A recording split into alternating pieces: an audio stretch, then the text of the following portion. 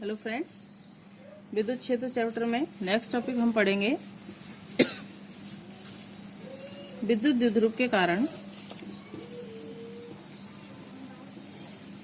विद्युत द्विध्रुव के कारण उसकी अक्षीय रेखा पर, उसकी अक्षीय रेखा पर स्थित बिंदु पर विद्युत क्षेत्र, रेखा पर स्थित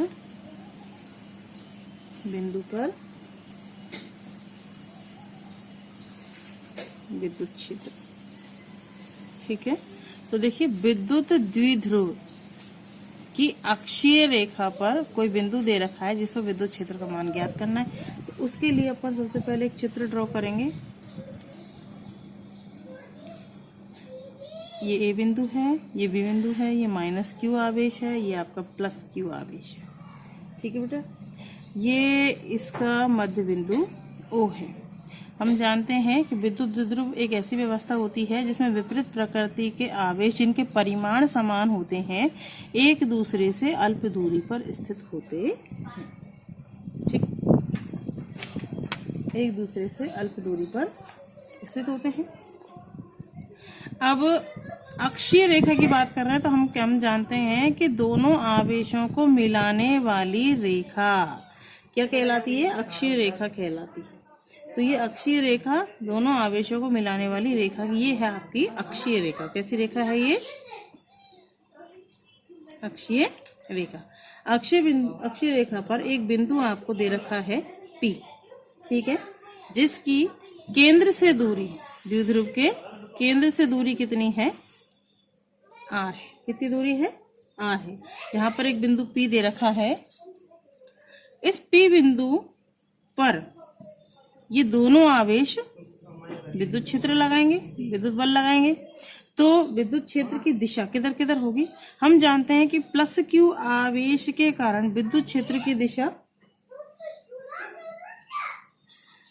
प्लस से निकलती हुई, तो ये प्लस से दूर जाती हुई, और उसको हमने ले लिया इवन बैक।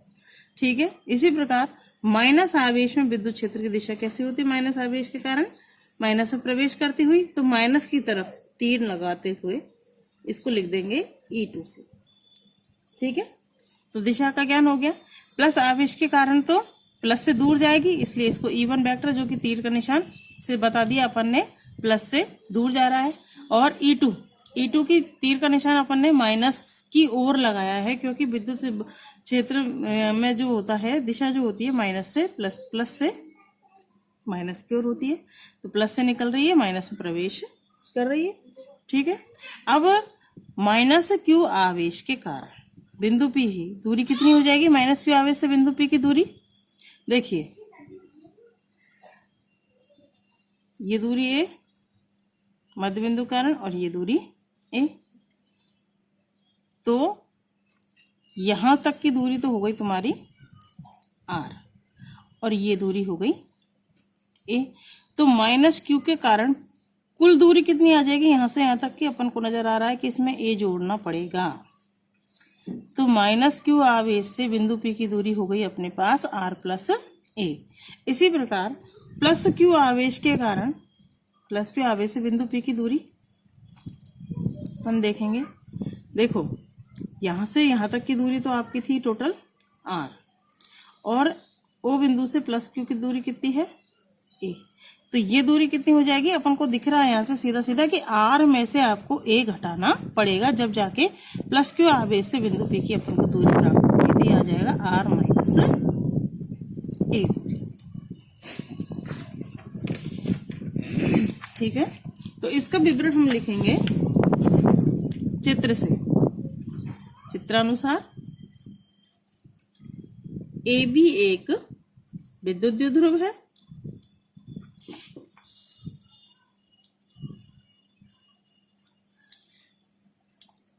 जैसा कि अपन को चित्र में दिख रहा, सीधा सीधा वैसा ही लिखना है। जिसके बिंदु A पर कैसा आवेश स्थित है? माइनस क्यू आवेश, और बिंदु B पर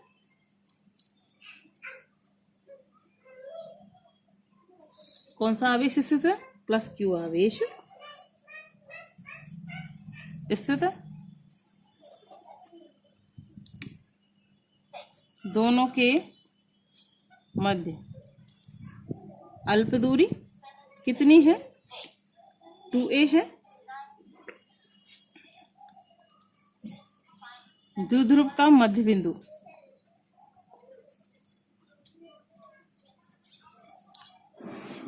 O है। O से मतलब मध्य बिंदु O से r दूरी पर स्थित बिंदु P पर द्विध्रुव के कारण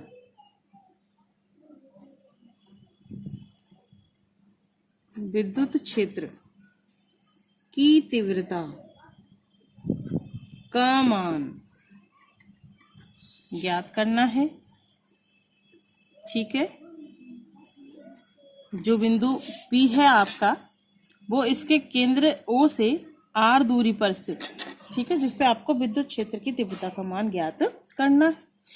तो हम जानते हैं एक आवेश से ज्यादा आवेश होते हैं तो प्रत्येक आवेश के कारण बिंदु P पर विद्युत क्षेत्र का मान अलग अलग ज्ञात करना पड़ेगा और फिर उनको एक जाई कर लेंगे, अध्यारोपण के सिद्धांत से उनको जोड़ लेंगे। तो हम करते हैं, अतः बिंदु A पर स्थित -q आवेश से बिंदु P की दूरी कितनी निकाली हमने, ये रहा देखो, -q आवेश से बिंदु P की दूरी हमारी निकल के आई थी r+a है, तथा बिंदु B पर स्थित +q आवेश से बिंदु P की दूरी कितनी है, यहाँ देखिए हमारी निकल के आई थी दूरी r-a।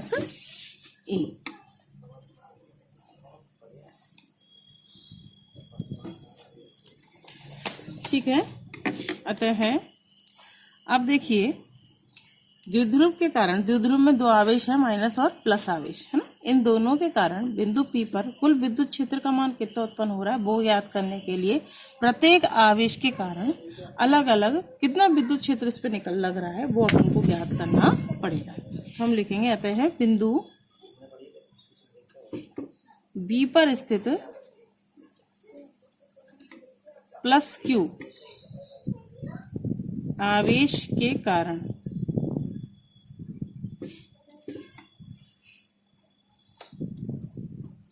बिंदु P पर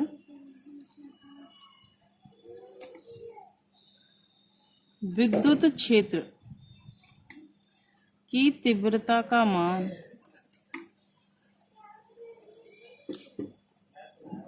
E1 वेक्टर है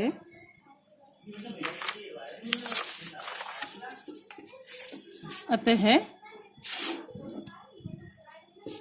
E1 वेक्टर, हम जानते हैं विद्युत क्षेत्र का फॉर्मूला अपन प्राप्त कर चुके हैं, होता क्या है, E बराबर KQ/r² से अपन इसको याद करेंगे तो E1 वेक्टर बराबर हो जाएगा K। आवेश आपका +q आवेश है तो इसको Q ही लिखेंगे, और दूरी कितनी है उनके मध्य की, +q आवेश के कारण बिंदु P की, +q आवेश से बिंदु P की दूरी अपने पास कितनी थी, r-a का होल स्क्वायर, और दिशा किधर से किधर होगी, +q आवेश से दिशा जो होगी विद्युत क्षेत्र की वो दूर जाती हुई होगी, है ना, तो मतलब B बिंदु से और P बिंदु की ओर होगी, तो इसको हम लिखेंगे BP दिशा में। ठीक है, इसको दे देंगे समीकरण नंबर 1। इसी प्रकार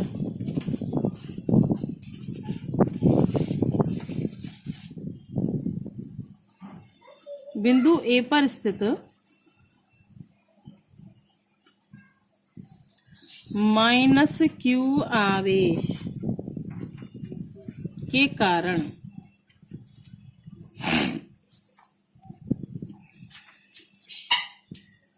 बिंदु P पर विद्युत क्षेत्र की तीव्रता माना E2 वेक्टर है, और E2 वेक्टर की दिशा किधर होगी? माइनस आवेश की ओर, है ना। तो इसको हम लिखेंगे E2 वेक्टर बराबर K। अब आवेश माइनस क्यू है तो माइनस क्यू, और दूरी माइनस क्यू आवेश से बिंदु P की दूरी हमने प्राप्त करी थी R प्लस ए, तो ये हो जाएगा R प्लस ए का होल स्क्वायर। और दिशा किधर से किधर होगी? दिशा होगी P बिंदु से A की ओर, P A की ओर। क्यों? क्योंकि ए बिंदु पर माइनस क्यू आवेश स्थित है और विद्युत क्षेत्र की दिशा जो होती है वो माइनस में प्रवेश करती हुई होती है। ठीक है, तो इसको हम लिख सकते हैं E2 vector is equal to minus K Q R plus ए का होल स्क्वायर, और दिशा आपकी पी ए की ओर। समीकरण नंबर 2। तो दोनों आवेशों के कारण अलग अलग बिंदु P पर विद्युत क्षेत्र की तीव्रता कितनी आएगी वो हमने याद कर ली। अब बिंदु P पर कुल विद्युत क्षेत्र की तीव्रता का मान कितना है वो याद करना है। अतः बिंदु P पर कुल विद्युत क्षेत्र को परिणामी विद्युत क्षेत्र भी बोलते हैं ना, परिणामी विद्युत क्षेत्र की तीव्रता, इसको हम लिखेंगे कुल विद्युत क्षेत्र को ई वेक्टर से, और ये दोनों आवेशों के कारण लगने वाले विद्युत क्षेत्र के योग के बराबर प्राप्त होगी, E1 प्लस E2 वेक्टर। और दिशा किधर से किधर होगी? इसकी कुल दिशा जो होगी विद्युत क्षेत्र की अपन जानते हैं प्लस से और माइनस की ओर होती है, मतलब प्लस से निकलती हुई एक तरीके से। तो अपन इसको लिखेंगे बीपी की ओर, केवल निकलने वाली दिशा को अपन ने शो कर दिया। ठीक, इसको देंगे हम समीकरण नंबर 3। अब समीकरण 1 तथा 2 से मान, समीकरण 3 में रखने पर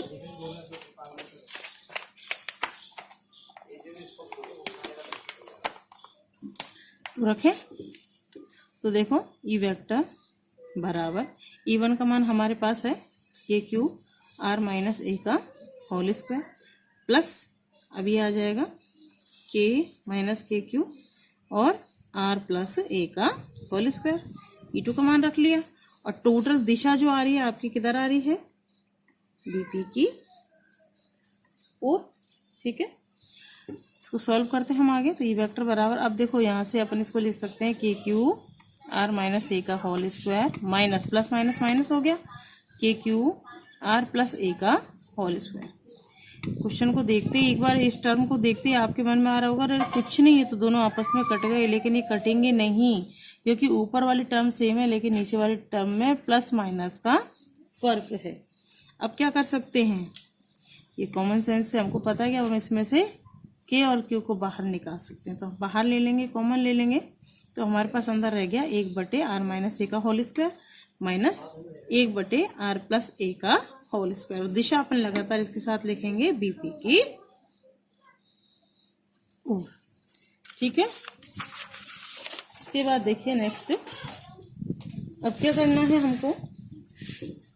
अब जैसा कि हमको नजर आ रहा है हम इसमें लघुत्तम ले सकते हैं, क्योंकि आपका भार चल ही रहा है, तो लघुत्तम ले लेंगे हम। तो लघुत्तम हमारे पास कितना आएगा एलसीएम, R माइनस ए का होल स्क्वायर और R प्लस ए का होल स्क्वायर।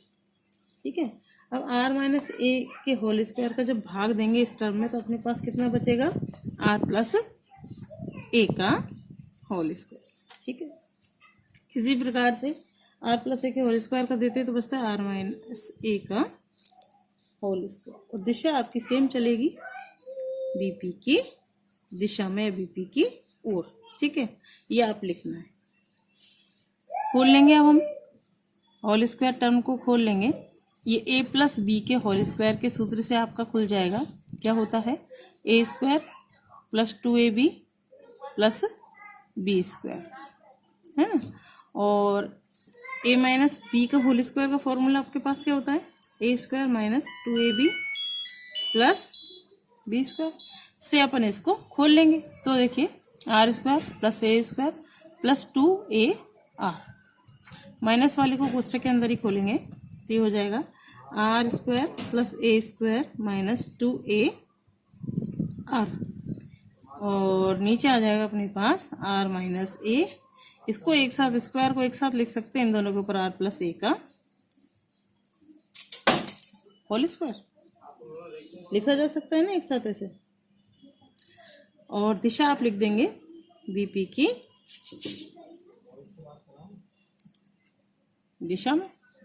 अब देखिए ई वेक्टर बराबर के क्यू होल स्क्वायर, इस होल मतलब जो कि ये कोष्टक है इसको खोल लेंगे हम, तो आर स्क्वायर प्लस ए स्क्वायर प्लस 2ar, माइनस चिन्ह अंदर मल्टीप्लाई हो जाएगा, कोष्टक खुलेगा वैसे ही, तो आर स्क्वायर माइनस और प्लस माइनस, तो ये ए स्क्वायर माइनस और माइनस प्लस 2ar।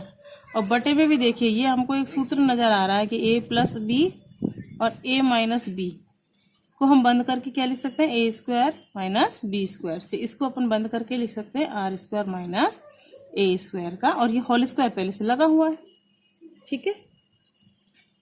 और दिशा आपकी वही बीपी की दिशा में। नेक्स्ट देखिए अपन क्या करेंगे, ई वेक्टर। अब इसमें जो टर्म आपकी कट रही है उसको काट देंगे, जैसे ये आर स्क्वायर प्लस का है, ये आर स्क्वायर माइनस का है, तो ये दोनों कैंसिल हो गए। ए स्क्वायर प्लस का है, ये स्क्वायर माइनस का है, ये दोनों एक दूसरे से कैंसिल हो जाएंगे। अब देखिए 2ar भी प्लस का है और 2ar ये भी प्लस का है, तो क्या होगा, ये आपस में जुड़ जाएंगे। तो जोड़ देते हैं इनको, तो ये आ जाएगा अपने पास 4ar, और बचा क्या नीचे, R square minus A square का होल स्क्वायर। और दिशा आपकी आई बीपी की दिशा में, ठीक है। अब हम इस टर्म को खोल लेते हैं थोड़ा सा, अब इसको सेट करेंगे, हम रीअरेंज करेंगे, जिसको बोलेंगे कि के एक से ही लिख ले, मान लीजिए 4a q के साथ में थे है ना, और R square minus A square का होल स्क्वायर बीपी की दिशा में। तो ई वेक्टर इसको हम रीअरेंज करके, क्योंकि हम जानते हैं कि द्विध्रुव आघूर्ण पी वेक्टर बराबर आपके पास कितना होता है, q इंटू 2a। तो हमको द्विध्रुव आघूर्ण, हम विद्युत द्विध्रुव के कारण विद्युत क्षेत्र की तीव्रता का मान पढ़ रहे हैं किसी बिंदु पर, तो आपके पास द्विध्रुव आघूर्ण के टर्म के में इसको लिखेंगे अपन। तो द्विध्रुव आघूर्ण प्राप्त करने के लिए अपन को आवेश चाहिए और उसके मध्य की दूरी का गुणनफल चाहिए, तो हम इसमें से इसको सेट करेंगे के। अब देखिए ये 4a है, इसको हम लिख सकते हैं 2 गुणा 2a और इंटू क्यू, ये है इसी, और इंटू आर, और R square minus A square का होल स्क्वायर बीपी की दिशा में। अब Q इंटू 2a, या इसको अपन लिख सकते हैं पी वेक्टर, तो इसको लिखेंगे ई वेक्टर बराबर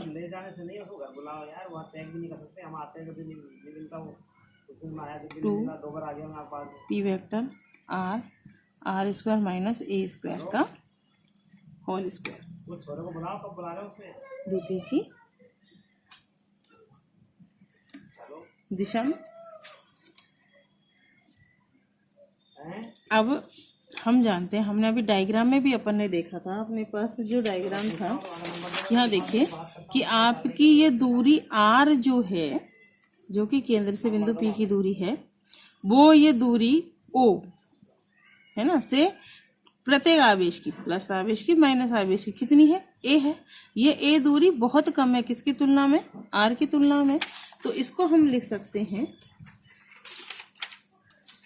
कंडीशन में लिख सकते हैं, चूंकि R square is much greater than A square, R square का मान बहुत ज्यादा है ए स्क्वायर से, अतः है ए स्क्वायर को नगण्य मानने पर, नगण्य का मतलब है एक तरीके से ए स्क्वायर की टर्म को हम खत्म कर देंगे, ठीक है। तो आपके पास देखिए क्या आएगा, ई वेक्टर बराबर के टू आर पी वेक्टर तो है ही, और नीचे ए स्क्वायर खत्म हो जाएगा, अब यहाँ पे केवल आर स्क्वायर रह जाएगा और इसका होल स्क्वायर। और दिशा कितनी है, बीपी की दिशा में। ई वेक्टर बराबर के टू आर पी वेक्टर, इसको लिखेंगे आर की घात 4 2 दूनी 4। ये कट जाएगा इससे, यहाँ कितनी घात रह जाएगी, केवल 3 घात रह जाएगी। तो इसको अपन लिखेंगे ई वेक्टर बराबर के 2p वेक्टर और आर क्यूब पीपी की दिशा में। और चूंकि के का मान अपन जानते हैं 1/4πε0, इसलिए ई वेक्टर को आप लिख सकते हो 1/4πε0 2p vector upon are cube. और दिशा आ गई इसकी बीपी की ओर या बीपी की दिशा में। तो ये है विद्युत द्विध्रुव के अक्ष पर स्थित किसी बिंदु P पर विद्युत क्षेत्र की तीव्रता का मान। अतः यहाँ से इस समीकरण से हम कह सकते हैं कि दिए गए अक्ष पर स्थित बिंदु P पर विद्युत क्षेत्र की तीव्रता का मान दूरी के 3 घात के व्युत्क्रमानुपाती, मतलब कि दूरी के व्युत्क्रमानुपाती होता है। कुल मिलाकर ये है कि विद्युत द्विध्रुव से जैसे बिंदु P की दूरी बढ़ती जाएगी, वैसे ही विद्युत क्षेत्र की तीव्रता का मान कम होता चला जाएगा। और विद्युत क्षेत्र की दिशा आपकी होती है प्लस से माइनस, और द्विध्रुव की दिशा जो होती है वो होती है माइनस से प्लस की ओर।